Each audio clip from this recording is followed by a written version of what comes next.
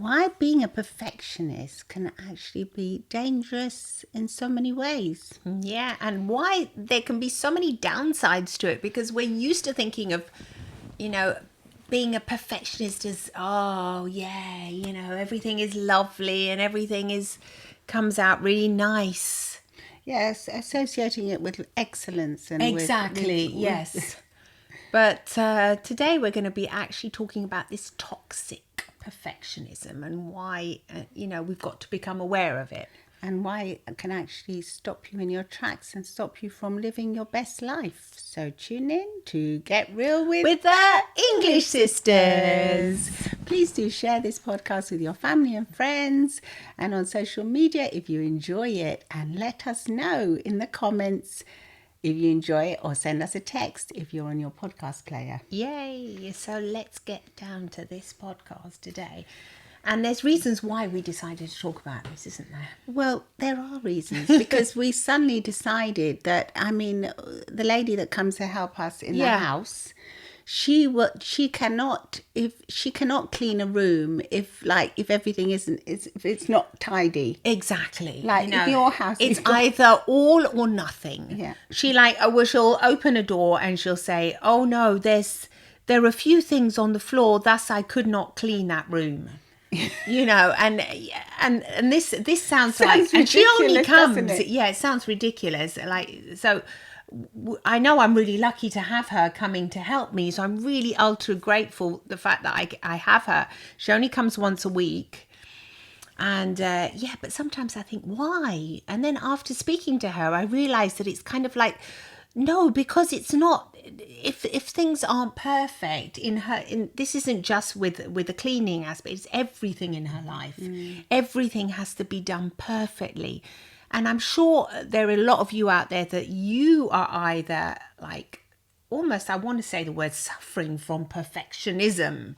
Because you can say suffering it is from perfectionism. And it's like a disease, and it's on the rise. Yeah. This is actually on the rise. Exactly. There are more and more people that are becoming perfectionists due to social media, due to comparison. I think so, and I think it really gets into your mind. It does your head in the end, because you stop.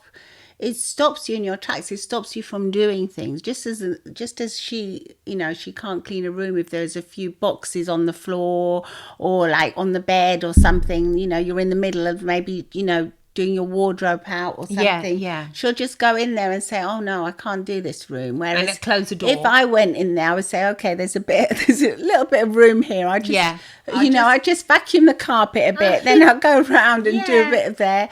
But for her, in her mind, she just can't. It's like all or nothing.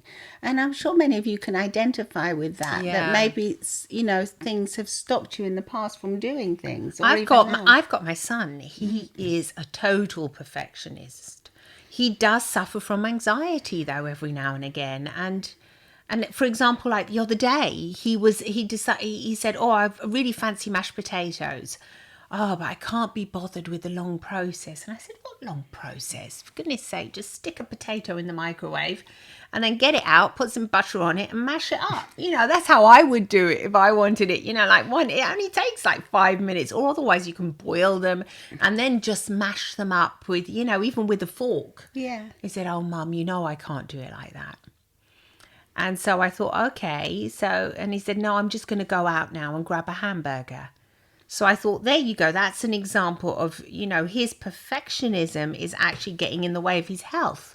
Because if it's not perfect, the mashed potatoes, then instead of eating a healthy potato, he's gone out to get a hamburger, which is just fast food. So I thought that's a classical example of lots of things that happen to him in his life that I can see. He's just bought a house now, so I thought, well, let's start painting, so you can move in and enjoy it. Yes, but we need to get a professional painter's opinion.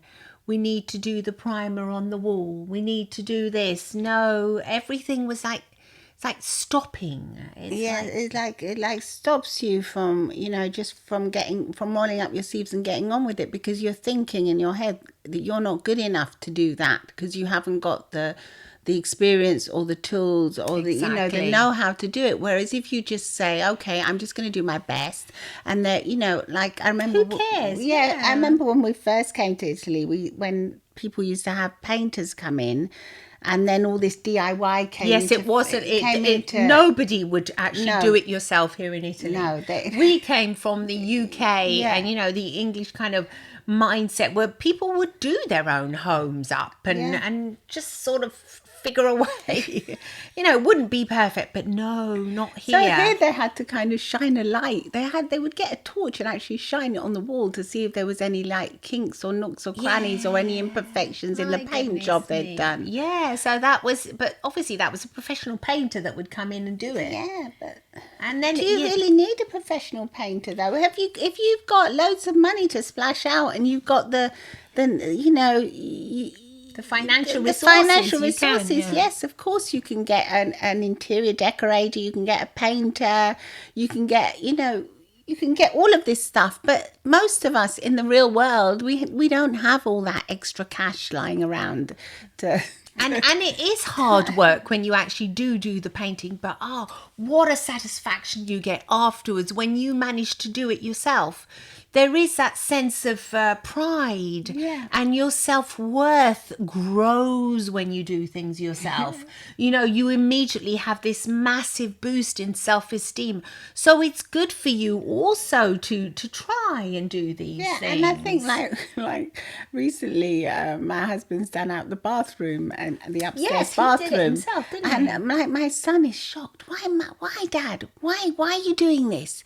You don't need to do this now at this stage in your life. You can get someone to do it for you. Why are you killing yourself doing it? And he has actually got sore knee from it. It was hard work. He's loved the process and he's thoroughly enjoyed it. And I've enjoyed the fact that I haven't got workers in my house every day. That he did it. He did it, and he's just nice and quiet and discreet. And he's brilliant. He's brilliant when he does his jobs. So I haven't got people in there. He is a perfectionist, but I think he's learned how to sort of master his perfectionist to his advantage there. Yes. Because he is another example of a perfectionist. But it's never stopped him. He's not a toxic perfectionist. No, he'll get on with it. He'll get on with it and try and learn He'll write notes down. But then while he's doing it, he'll want it to be more and more. So he wants to learn how to do it properly. Yes, he does. If he does put a tile down that's slightly wonky, he'll try and lift it up and then redo it.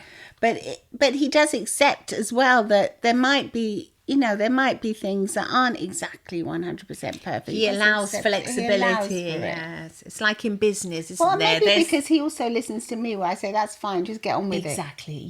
Maybe if he was on his own, he might go down that rabbit hole a bit more of toxic perfectionism. I think if you've got two perfectionists in a couple, in a friendship, that's when things can be a little bit tricky because they do say opposites attract, so perhaps a lot of the times there is one perfectionist and then you end up with somebody else that's not like that, and you actually quite enjoy that feeling of sort of somebody that's more flexible around you. I think that's probably quite a good combination, because you'll like egg each other on, won't you? The perfectionist will make you do things a bit better and more perfection. It'll actually inspire you. But it's when it stops you from doing things, or it's like all or nothing mentality, which is like harmful, I think, and toxic. Well, it's like in business, isn't it? There is a saying called analysis paralysis. So if you analyze something too much, you will never do anything.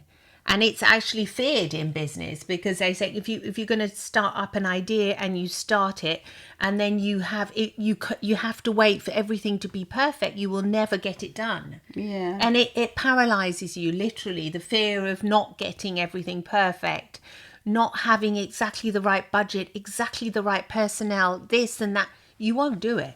No, you will be paralyzed. It'll stop you in life. It'll create a lot of anxiety as well, because you'll feel frustrated because you're not fulfilling the thing that you wanted to do. Exactly. I mean, you've got to sort of become aware of this, I think. I think it's like everything. If you become aware of what you're doing with your own mind, with your own mind and your own thoughts, And when you're going down that spiral of perfectionism, you can stop yourself and say, hey, well, maybe, a little bit more flexibility, or maybe if, there's a few things wrong with it, that's fine, because overall it's a good thing. Exactly. Overall, it's a good thing. Yeah. I mean, when we were babies, we didn't learn how to walk, immediately. We didn't do it perfectly. We started crawling and then we didn't know how to eat properly, and we made a terrible mess with our food, spitting it out, and goodness me. Pooing in our pants. Yeah, we weren't perfect. And so we're not perfect now as adults either.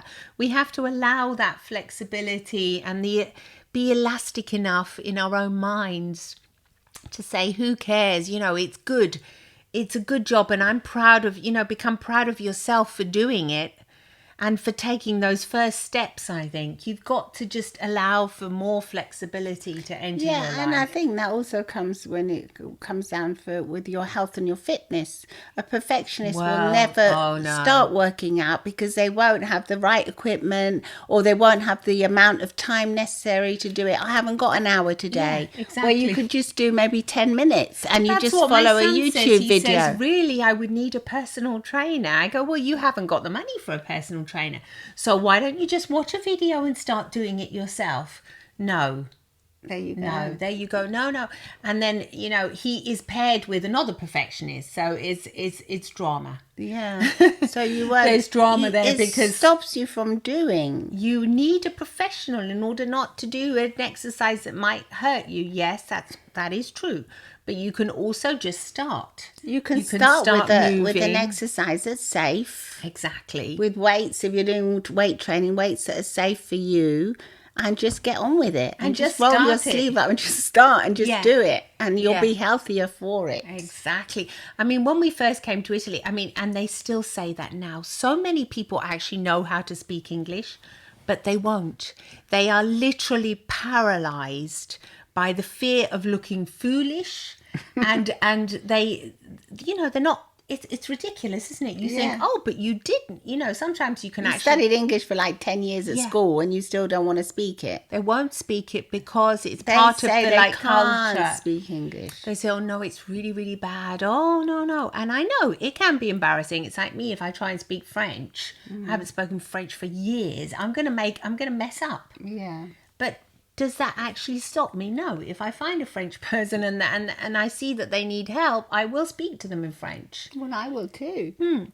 So, that's because we're not... We'll do our best. We'll do our best to try and, whatever we can. That brings me back to when... Therefore, when I remember you telling me, why don't you have a baby now? Exactly. Because I had been living with my partner, who's my husband now at the time, for ages. We met when we were 19, and we'd been living together. We were so happy together. So I wasn't working at the time, so it was like the perfect opportunity.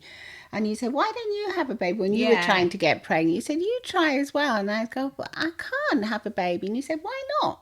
You haven't tried. Well, there aren't any problems or anything. I said, no, but I can't have one because we haven't got a house yet. We have to buy a house first. And you said, why? Yeah, because we were living in rented accommodation. In those days, it was more common for you to be able to purchase a house. Nowadays, hardly anyone can purchase one because it's so expensive. But then in those days, you could if you'd saved up. So I said, we're saving for a down payment. And you said, why you should just go for it. Who cares? You don't need to. You live in a nice place. You've got enough room to live, to have a baby. There's room for the cot. You had like another room. Yeah, I even had an extra room. So I said, there's room for a cot, so just do it. And we did it. And we actually bought our house 4 years later. 6 years later. 6 years later, we had two children, and we bought a house. And 6 years later. You rented the house with the two children. We rented our forever home that we bought, and then we did it all by ourselves as well, because we just did it. You just do it, and how many life experiences and how much goodness has that brought. Yes, and it enabled the fact that you did have them. At least mum and dad enjoyed them because then they passed away. Yes, they did. They got to see them, and you got all that satisfaction of actually memories, of having our parents see your children. Well, they wouldn't have seen much. They weren't in very good health conditions. Exactly. By the time you actually moved. It was much harder. Yeah, so you actually got mum to actually enjoy your first daughter Yes, yeah. a lot, and you have all those memories, Yeah, it's which you may true. not have had. So sometimes, waiting for the perfect moment might not be the perfect moment, in real life. It might be just the perfect moment that you think is the perfect moment in your Because you've head. got this thing in your head, this This idea. programming, whatever, of all the comparing it to other people, Well, I let's think let go of nowadays that. more than ever, it's so much because of social media. It always has been, It hasn't has it? been before. It was Always. like the next door neighbour, what the Yes. group was. But now it's like being tenfold, 100-fold heightened. I know. Because everything is so curated on social media that you yeah. believe, we all get fooled that life is really like that. When it's just one moment, one And glimpse. yet we know it's staged. not real, but we kind of like, there's a We part of can't our help brains it. There's that, a part of our brain that wants it to be real. because it looks So so then beautiful. we compare ourselves to it. And, as we were chatting before when we were having a cup of tea, if we had been like that, I mean, when we do this podcast, we video the podcast as well, whereas so many of our colleagues say, oh no, I can't video it because, my hair's not perfect, Yeah. or I haven't got the right lights, or the studio's not perfect. I don't haven't have got a the proper studio. editing team to edit it. And just go for it. We just go for it. If we hadn't, we wouldn't have started a podcast. No, never. No, never. so you wouldn't be listening to us now because No, you we just would think, just say no. We become, you need a team. You need someone to edit it. You need someone to curate it. You need, something to talk about every week. Yeah, I mean, we just basically chat about what we were chatting about 1 minute before in the kitchen. We're having tea. Yeah, and then our own experiences, and as therapists as well, that obviously comes in, but just general lot of stuff that just happens to us and our families. So there's no need to have it so curated. So perfect. I think the imperfection is what's attractive as well, because when something is so perfect, you think, yeah, well, but where's the soul in it? Yeah, where's the soul? When we look at our houses, we know we've painted that room, and we might think, oh yeah. I know but the mistake look at all is the, there. I mean, like when we were doing our bathroom out, and we've got our little son who was 2, who did a little. He came in to help his daddy, and he did a little scratch on the tile. And you've got that memory. And we've got that still there. We kept it, where he scratched the tile because he wanted to. Yeah, adorable, exactly.